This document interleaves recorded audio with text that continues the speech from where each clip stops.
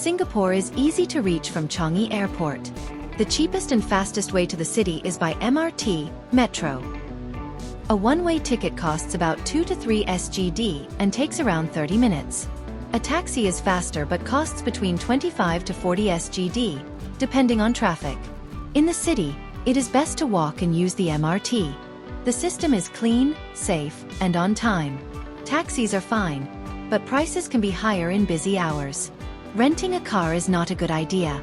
It is expensive, parking is difficult, traffic can be busy, and cars drive on the left side of the road.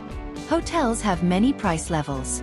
Cheap hotels or hostels in Little India and Chinatown cost 25 to 60 SGD per night. Medium hotels in Orchard Road or Clarke Quay are around 120 to 200 SGD.